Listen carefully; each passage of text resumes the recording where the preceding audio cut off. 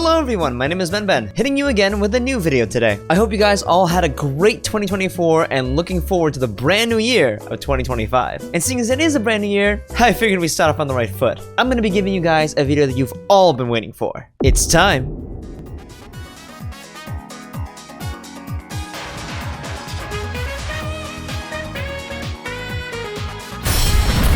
for Ragnaloardmon. Now, I know you guys have been waiting for a very long time for this video to come out, and quite frankly, I honestly wish I got this video out to you guys sooner. But unfortunately, with the Digimon National Tournament coming up, a lot of my time was spent in preparing for that tournament. So to make up for this, I'm gonna give you guys an updated version of my Ragnaloardmon list, because I was debating on taking him to Nationals too, as well as my future plans with it with the recent release of EX8. Thanks to everyone for waiting this long. Now let's jump into the deck profile. And here we are yet again. We got camera 1 and I got camera 2. It's time to show you guys some cards around. Now, like always with my deck profiles, we gotta start off with the main focus of the deck. What is this deck trying to do? Well, that is why we get into the main boss monster. We do in fact play 3 copies of the brand new Ragnaloardmon Ace. Now, I do also want to humbly apologize that for this one base rarity of Ragnaloardmon Ace here. I was trying to find a ghost rare to pair up with these 2 Ragnaloardmon Aces, but I can't seem to find any. So if you happen to know where they are, please hit your boy up. But what does this Ragnaloardmon Ace actually do? Well, it does have the very nifty ability of Raid and Reboot, but also has the really cool ability of on plane when Digivolving, we have to trash the top card of our opponent's security stack, and then it is unaffected by all of our opponent's card effects until the end of their turn. That is Magnamon X levels of protection. But also, if we DNA Digivolve into him, we get to de-Digivolve all of our opponent's Digimon by 1, and then delete one of our opponent's Digimon. Extremely strong removal, especially at the right time. And because this Digimon is an ace, it of course has the ability of hand counter, we can blast DNA Digivolve into him, provided that we have a BryweLudramon and a Durandamon. This card by itself gave the deck a lot more interaction on our opponent's turn, and because that removal effect is so strong, we always want to be threatening this on our opponent. So now, as we are building our board with our old level 6s, if our opponent tries to interact with them, we can just suddenly slam a Ragnaloardmon Ace on our opponent's turn, trashing our opponent's security and killing their tempo. And that is precisely why we play this at 3 copies, just so we have a high chance of seeing it.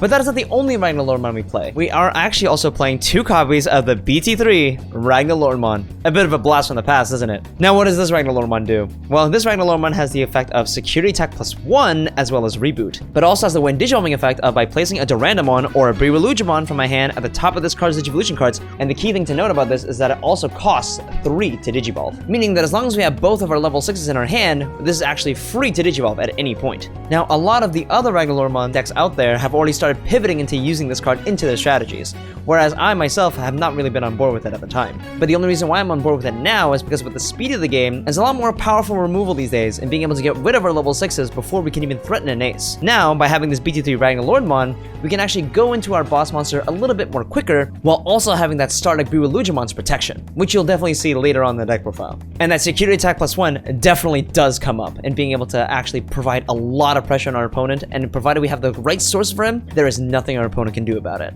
But I still want to threaten more of the Ragnaloardmon Ace, so this is more of like a toolbox option, and that's why we play only 2 copies. But last but certainly not least, I actually still do play 1 more copy of the starter deck Ragnaloardmon. Now, if you guys actually wanted to, you could probably replace this as the 3rd copy of the BT3 Ragnaloardmon, but I personally still like the starter deck Ragnaloardmon a lot because it could just randomly win games out of absolutely nowhere. And then for those of you who forget what his ability is, he has the ability of when Digivolving, he blitzes, and then for every 4 sources in him, he has to trash our opponent's security and then delete one of our opponent's cost 20 or less Digimon. And the reason why I still keep this at 1 copy is because I always want to leave the option open to me in case that we have a drawn out game and I just want to have a big finisher to just win the game out of nowhere. And that's the only reason why I still keep him at 1 copy. But if you want to swap him out there, feel free to swap him out for another BT3 Ragnaloardmon.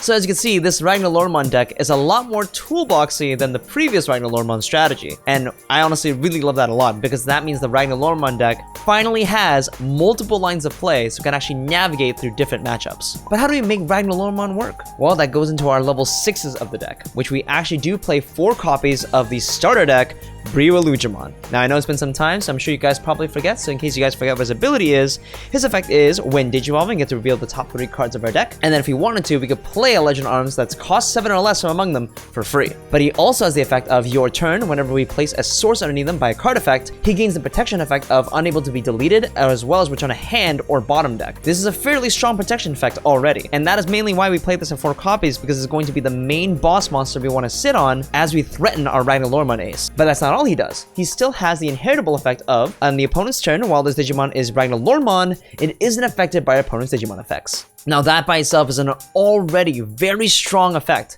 and it's also one of the main reasons why I was considering even bringing it in Niagara. But remember when I told you that I couldn't get my Ragnaloardmon to beat my black base SOC? This is one of the main reasons why. As you can see, its protection effect from all Digimon effects is only on the opponent's turn, which means that if our opponent has any interaction on our turn, which is what black SOC is really good at, it's actually pretty easy to get rid of our Ragnaloardmon. But other than that matchup, this effect is still extremely strong, and honestly, I still love this card at 4 copies, and I wouldn't change it. Now moving on to our other level 6s, we actually only play 2 copies of the starter deck Durandamon this time.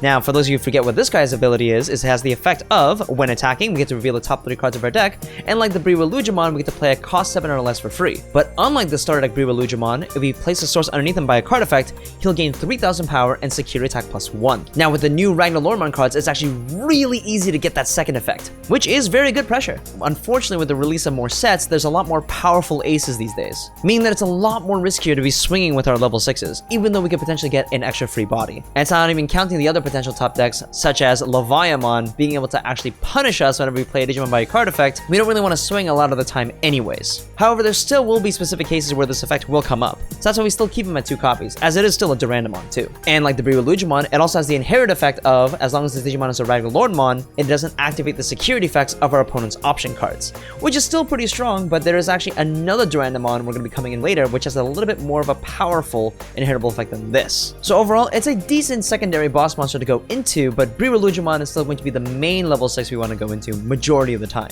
And that's why we only play this in 2 copies. And now, speaking of the other Durandamon, we are actually in fact playing 2 copies of the brand new EX6 Durandamon. Now, to see what he actually does, he has a very unique effect of, from our hand, we can play 3 memory by sliding this underneath one of our level 6 Digimon, or a Digimon with Legend Arms in its trait, to delete one of our opponent's Digimon with a same DP or lower. So what that means is, at any point, we can just take this card from our hand and slide it underneath another Digimon with Legend Arms in its trait in order to just delete something. A very strong removal effect. It's almost as if it's an option card, but it actually gives us an inheritable effect as well.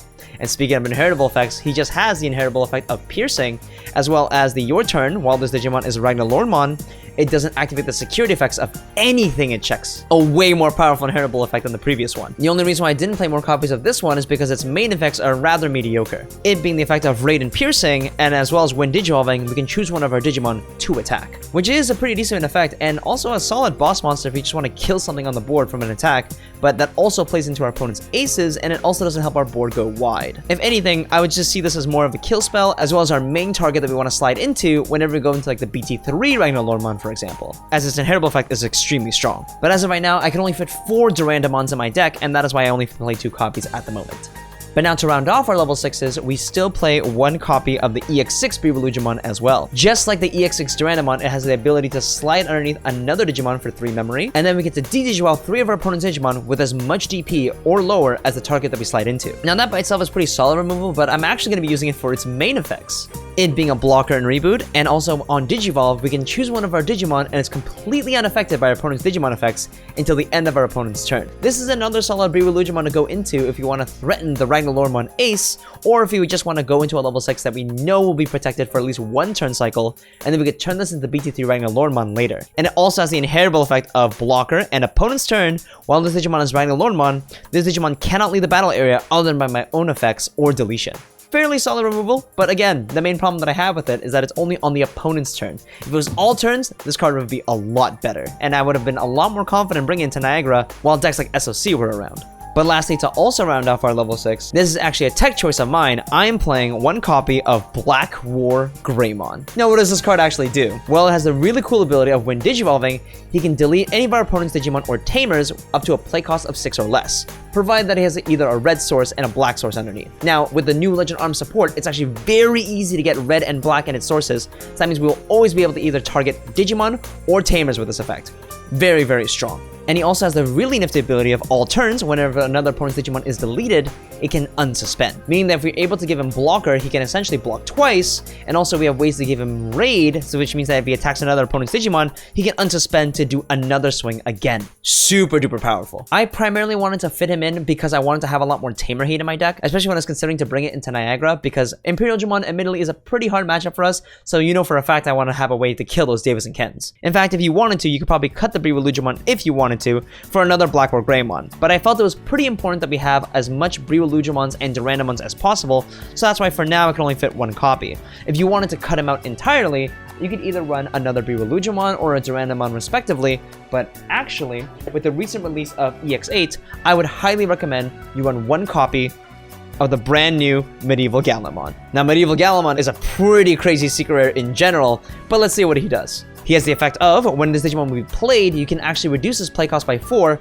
by suspending any 2 Digimon on the field. So that means it could be either our Digimon or even our opponent's Digimon. It having Alliance and Vortex, which are very powerful keywords, but it also has the very nifty ability of we can suspend one of our opponent's Digimon, then we can delete one of our opponent's Digimon with AKDP or less, but for every suspended Digimon on the field, we can increase that threshold by 3k. Which means if we hard play this for 7, we can actually potentially kill 14k DP. But that is a when Digivolving. That wouldn't normally trigger on play, except for the all turns effect of whenever a Digimon is played, we can activate this Digimon's when Digivolving. And keep in mind that is all turns, mind you, which means that it is able to trigger whenever our opponent plays a Digimon by a card effect, or just plays a Digimon in general as well. So for things like a Scramble, or even the Davis and Ken, we can just simply delete their Digimon. Very strong. Such a powerful effect. Which means on his own, when he comes out onto the field, he can just bring him out for 7 and kill one of our opponent's Digimon and then Vortex into the other one. This card is essentially the Death Xmon of EX8. And considering that our deck kind of wants to go wide normally, I see no reason not to try him at one copy. But for those who can't afford him,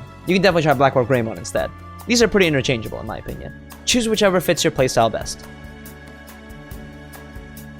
And now we move on to our level 5s. These are going to be the Digimon that bridge into our level 6s, and typically have one of our more powerful effects. And to start us off, we're going to be starting off with my favorite level 5 in the entire deck. We are playing the brand new Duramon from EX6. Only have 3 copies though. Now, similar to the brand new EX6 BryweLudramon and Durandamon, this card also has the ability to equip itself into a level 5 or any of our legend arms for 2 memory this time, and by doing so, we can give one of our Digimon security attack +1, which means that out of nowhere, we can just simply slide this in one of our boss monster Digimon and add a whole bunch of security attack pressure. And it also has the very nifty your turn effect of, whenever an effect adds a source underneath him, he gets raid and piercing. Now, as I mentioned to you before, the new legend arm support has a lot of ways to slide stuff underneath him as a source, which means randomly we can have this card attack our opponent's Digimon while also piercing our opponent's security at the same time. And just when you thought this card couldn't get any better, he has the very strong inheritable effect of, when this Digimon's attack is switched, we can trash the top card of our opponent's security stack. Unfortunately, it's only on our turn, which means that if we block with our Ragnaloardmon, for example, we won't be able to trash our opponent's security, but at least if we raid into them, we will still be trashing our opponent's security. Very, very strong offense pressure. To put in perspective, let's say, for example, we had a BT3 Ragnaloardmon with the EX6 Durandamon underneath him, which means that he now has piercing, as well as the Duramon. If for whatever reason we were able to give him raid, we can have the Ragnaloardmon swing into our opponent's security and then raid into our new target, and then by doing so, the Duramon will be able to trash our opponent's security, which is extremely strong. And then after we do combat, we'll be able to pierce our opponent's security for 2 checks, and no security effects will be activated from this effect either. That is a whole lot of offensive pressure, and that's not even counting the fact that we can use Duramon's effect to slide it underneath him for another security attack +1. Altogether, this combo does 4 checks on its own, and no security effects would have activated. Can you see now why he's become my favorite? But we can't focus on him entirely because then we lose a lot of defensive options for the deck. But he's still extremely strong, and that's why we play 3 copies. And then for my second favorite level 5, we play 3 copies of the brand new Raijiludomon from EX6 as well. Very similar to the Duramon, we can slide it underneath one of our legend arms for 2 memory, but instead of giving it security attack +1, we can actually force one of our opponent's Digimon to attack. Just like an SOC, we can actually force our opponent's Digimon to swing, which really plays into our deck very well because we have Ragnaloardmon Ace, which means at any point in the game, as long as we're sitting on one of our level 6s, we can use this Raijiludomon to force our opponent's Digimon to swing, and then we can then take that opportunity to go into a Ragnaloardmon Ace that is completely unaffected by all of our opponent's Digimon effects and trash his security. That effect alone is the sole reason why I want to play this at 3 copies, minimum. Otherwise, I might even play 4. But that's not all. It also has the very similar your turn effect of whenever we slide a source underneath by a card effect, but instead of getting raid and piercing, instead gets blocker and reboot. pretty solid defensive potential. And considering the fact that this is a lingering effect that lasts until the end of our opponent's turn, if we Digimon on top of this into say something like a BryweLudramon or even a Blackwargreymon, that blocker and reboot will carry over. So not only will we be able to go Y with our BryweLudramon or pop some of our opponent's tamers with Blackwargreymon, we can still block with it as well. And just when you thought that this card couldn't get any better, it has an extremely strong inherit effect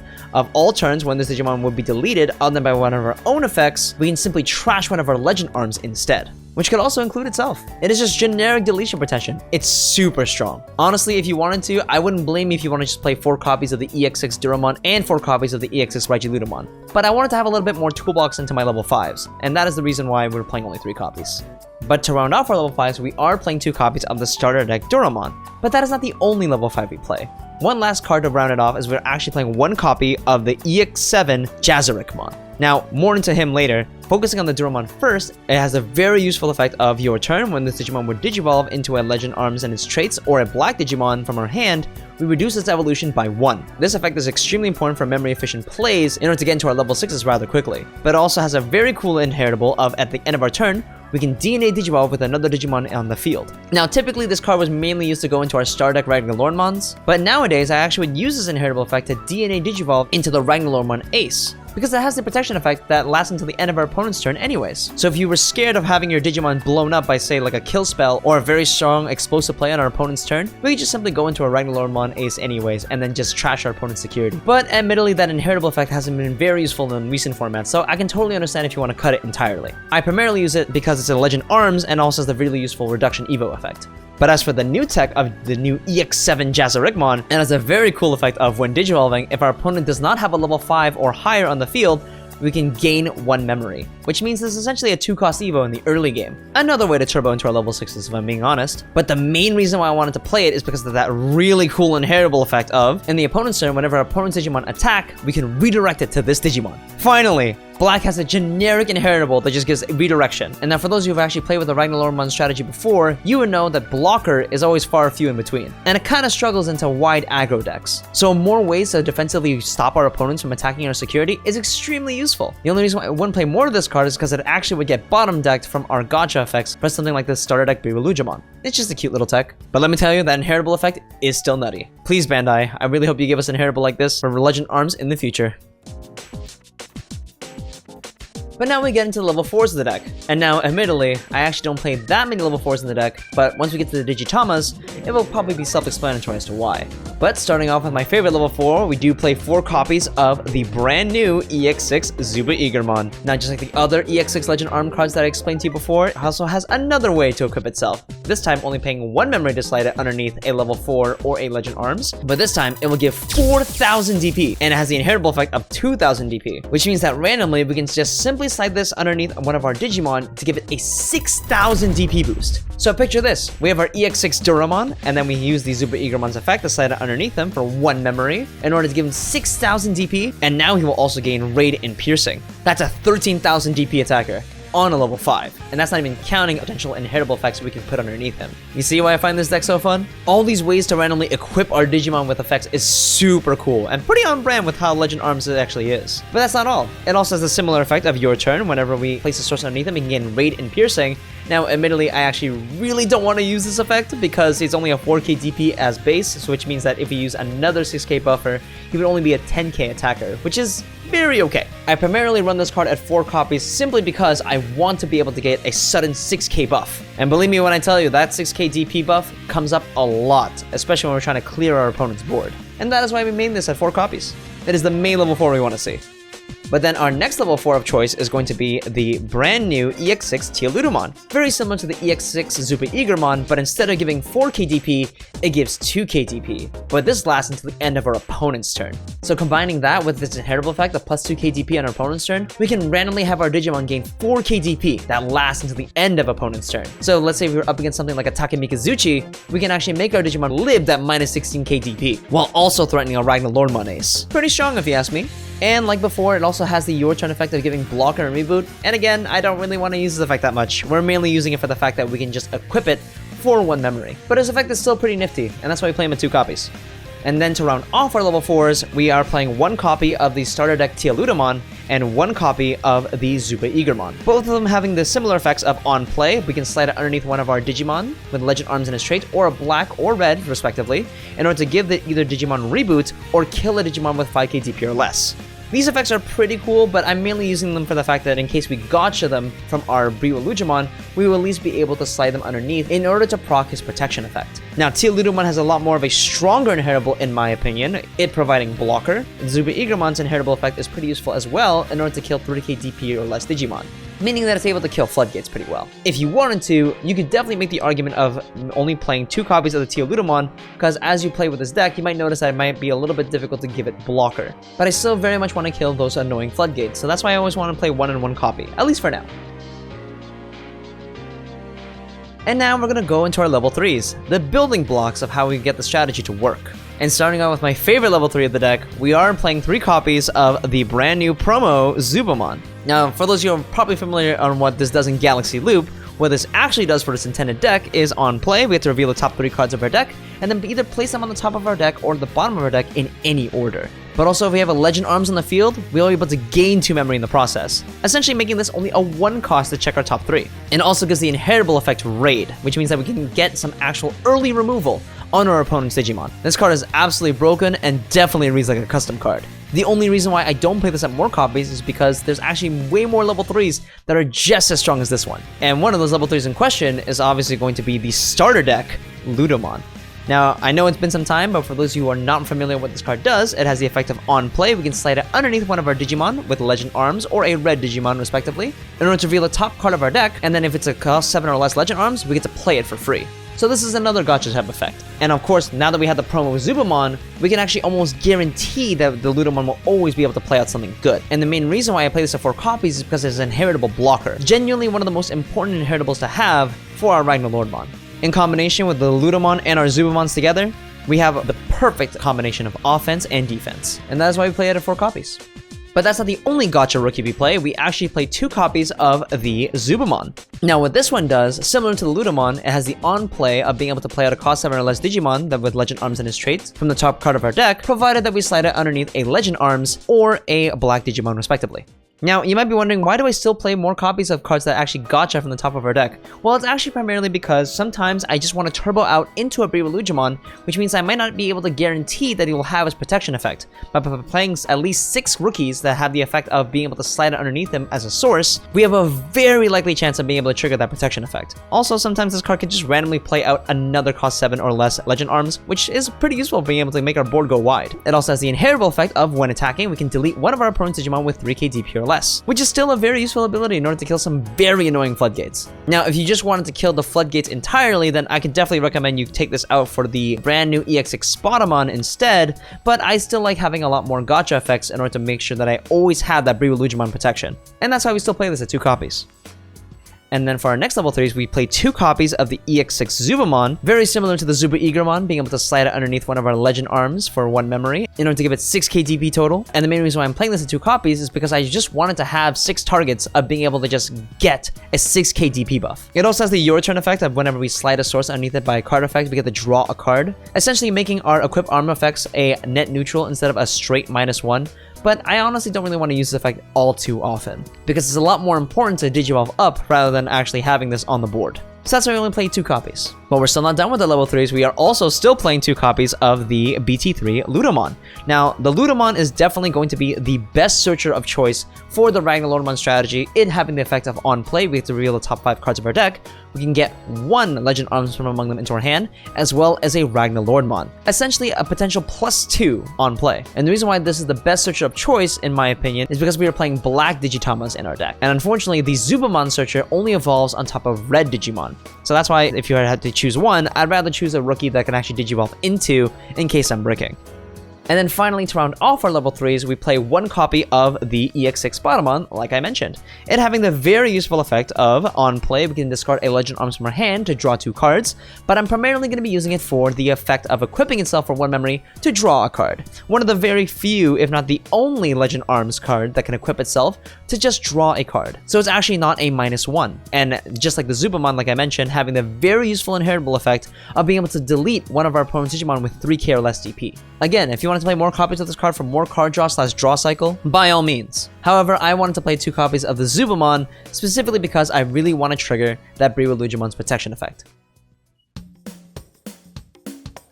And lastly, we go into our level 2s, and in my opinion, is going to be the sole reason as to why the deck works at the ratios that I'm running. We play 4 copies of our egg of choice, the Kakkinmon. Now, this brand new Kakkinmon is extremely powerful, having the effect of, start of your main phase, we can return 1 card with Legend Arms trait from this card's Digivolution cards to the hand in order to gain a memory, essentially allowing us to recycle our resources back into our hand so that we can use their equip effects to equip them back in, or get follow-up for our raising area. So, as we know, we only play 8 level 4s in our strategy. If, say, for example, we have a stack of the ZubaEagermon and the Duramon respectively, we can use the Kakkinmon's effect at the start of our main phase to put the ZubaEagermon back into our hand, and now we have the choice to either have another level 4 for follow-up play in case we have another Digimon in our raising area, or we can actually just use the ZubaEagermon's effect again to just slide it underneath for 1 memory to get that 6k DP buff. And that's not even counting the fact that the Kakkinmon gains us a memory in the process, which means it gives us a potential extension for what we can do on our turn. The utilities with this brand new Kakkinmon is extremely strong, and that is exactly why it is our main egg of choice. If you wanted to play the other Legend Arms egg of choice, I highly wouldn't recommend it, but the only good thing about it, in my opinion, is that every time you equip, it is not a -1. I don't think it's nearly as good as being able to recycle our sources for future use. And that is the main reason why it's the Digitama of choice. And finally, to round off our deck, we got to play 3 copies of the brand new Garnet Memory Boost. I hope you guys got all your copies from the brand new LM set. It is extremely powerful and perfect for the strategy. You can even see that is meant for Legend Arms from the picture on top of it. It is the effect of main. We get to reveal the top 3 cards of our deck. We get to get 1 red or black Digimon from among them into our hand. And one of the main complaints I have with this deck is that it's not dual color. So which means that if we were to use any of our existing boosts or trainings, we actually couldn't even use them that efficiently because we run the risk of actually bottom decking cards that we actually want into our hand. This Grounded Memory Boost allows us to actually get the choice of either getting one or the other, which is perfect for the strategy. And it also has the ability to meet its color requirements with black. So if for whatever reason we were on the wrong half of our deck, we can actually still use this option card to its entirety. And of course, it being the delay gain 2 memory is perfect for the deck for some sudden random memory extension to get an extremely explosive play out of nowhere. Now, I know this runs a little bit against the philosophy of playing only Digimon in my Ragnaloardmon strategy before, but that's also because no options ever felt useful in the time being. Now that we have a proper search option that we can actually find anything we want from our deck, this is a lot more appetizing. And of course, it allows us to play passively if we don't want to commit anything onto the board. You could definitely make the argument of playing 4 copies instead of the 3 that I'm playing here, but I always like to keep my Digimon count a little bit more high, so that's why we still only play 3 copies. And that's the list. Once again, I do want to apologize to everyone that the video took so long, but I hope you all still enjoyed. I actually have a bunch of videos that I've been backlogged with that I can't wait to show you guys in the new year. One of which is, of course, the recent Digimon Nationals vlog. So hope you all are excited for that one. This video gets enough likes, maybe I'll show you some gameplay. Alright, thanks for watching. Bye-bye, everybody.